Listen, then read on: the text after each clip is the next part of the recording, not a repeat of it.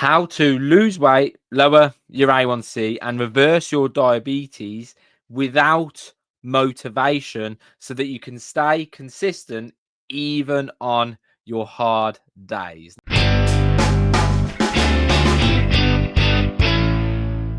Now, before I go any further, my name is Chris Feekins and I am a type 2 diabetic specialist. My area of expertise is helping ladies just like you lose stubborn body fat, lower your A1C, and get off medications for life. And at this stage, we've helped over 380 ladies achieve exactly that. In fact, if you add it up, we've helped ladies lose over £15,000 combined, which is pretty cool. Now, what we're going to be going through is, like I said, how to lose weight, lower your A1C without the need for motivation. So if you've ever said, I just can't stay motivated, if you've ever said, I wish I was more motivated, and if you've ever said, I just need to be more motivated, you've fallen into the motivation trap. You've fallen victim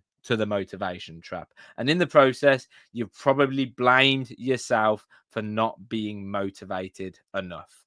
But the truth is, motivation is the problem, not the solution. Thinking you need motivation is the problem. Thinking that motivation is required is the problem. Being more motivated isn't the fix. Why? Because it's unreliable. It disappears when life gets busy, when stress hits or when you feel tired, right? It's fleeting. It comes and goes. And on today's video, in this video, I'll help you reframe your entire approach because, again, the reality is you don't need to feel motivated to make progress. You need a structure that makes success feel inevitable, even on hard days. And you need to start small, so small that it feels too easy to fail. Like I said, motivation is a trap. Motivation is not a strategy, it's an emotion. And like every emotion, it's fleeting. It shows up when life feels exciting and easy and disappears the second you're tired, stressed, or overwhelmed. So if your health depends or relies upon feeling motivated, you're building your future on something that simply won't last. Needing motivation to achieve your weight loss goals, to reverse your diabetes and get off medications is a modern day fallacy. It makes no sense. If you rely upon motivation to get started, you won't be going for very long. And if you wait for motivation to get started, who knows how long you're going to be waiting for, right? And I don't want you to be stuck in the motivation trap anymore. So let's go through this in a little bit more detail. Now, before we go any further, relying on motivation is like waiting for a fire alarm to inspire you to leave a burning building.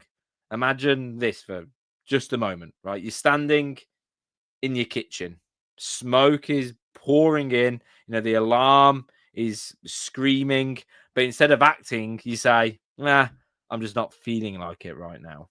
Sounds ridiculous, right? But that's what we do with our goals when we rely upon motivation. You don't need it. What you do need is momentum, structure, and a slightly different identity, which takes time. And again, we're going to be going through that just now. So momentum beats motivation.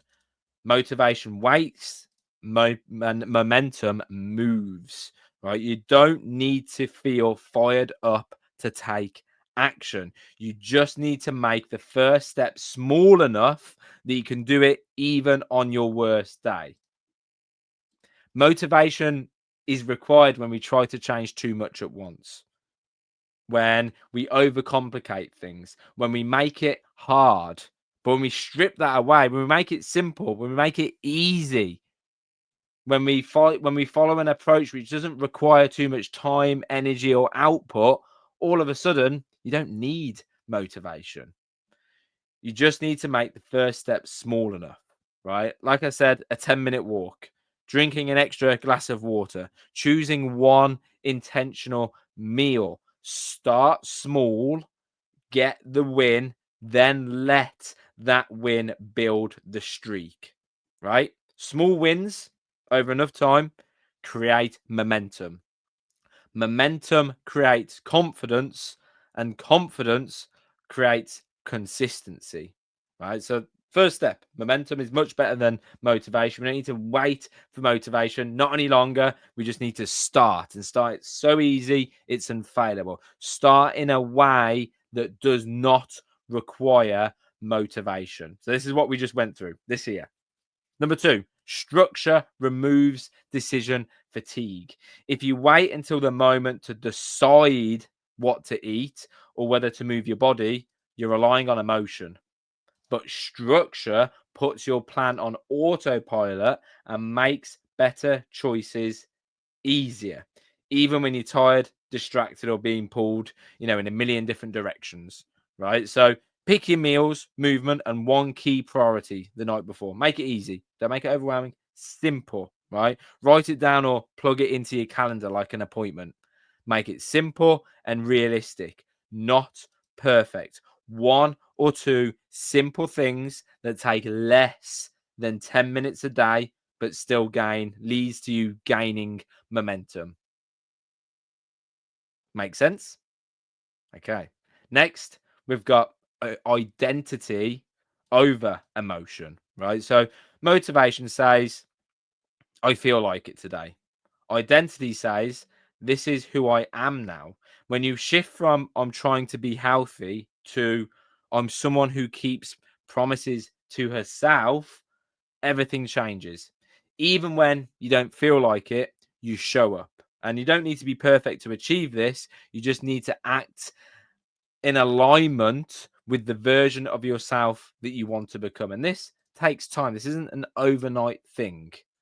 Identity is the way that you think, the things that you believe, and the things that you do, right? And the key to lifelong transformation is over time shifting into a new identity and shaping a new version of you. And again, that takes time, but that's okay. If you want to achieve the result and keep it for life, this is imperative, incredibly important. So, a quick coaching reminder: you're not broken because you don't feel motivated every day. That's called being a human being, right? That's normal. That's human. The difference between those who succeed and those who stay stuck isn't willpower, it's structure, and it's starting in a way that feels so easy, it doesn't require motivation. Now, with all of the ladies that I coach, we do something called baseline breakthrough, where we make 2 to 3 easy adjustments to what they're already doing, 2 to 3 easy adjustments that take less than 10 minutes a day. We get comfortable, we get consistent, we gain momentum, and then we slowly add to it over time. We evolve it over time. The process is like a bit of molding clay, right? It's got to be made to suit your schedule, your lifestyle, and your personal preferences. We start in a way that's so easy, it is unfailable. And even though we're not changing much, the average in the first month is 6 to 10 pounds lost, with blood sugars dropping 30 to 40 points. So let me ask you, right? Can you change 2 to 3 simple things that take less than 10 minutes a day in order to lose 6 to 10 pounds in the next month and drop your blood sugars by 30 to 40 points? Are you able to do that? Of course you can. Right? That doesn't require motivation because it's easy, it's doable, doesn't take too much time. And that's exactly how you need to approach this. In fact, I've actually got a video, right, that explains this in much more detail, exactly how to lose 6 to 10 pounds and lower your blood sugars in less than 10 minutes a day. I've got a video that breaks down the entire approach. If you want it, send me a message saying baseline, comment baseline down below, and I'll get that to you as soon as possible. If you've got any questions about the things that we've gone through today, please do just let me know. You're not going to be waiting for motivation anymore to get started. You're not going to be relying on motivation anymore to get started because it's unreliable, it's inconsistent, and it's never going to get you to your goal. Needing motivation is the problem. You don't need it. You can be successful without it. In fact, you need to be successful without it because you never will be successful with it. Make sense? All right. Speak to you soon.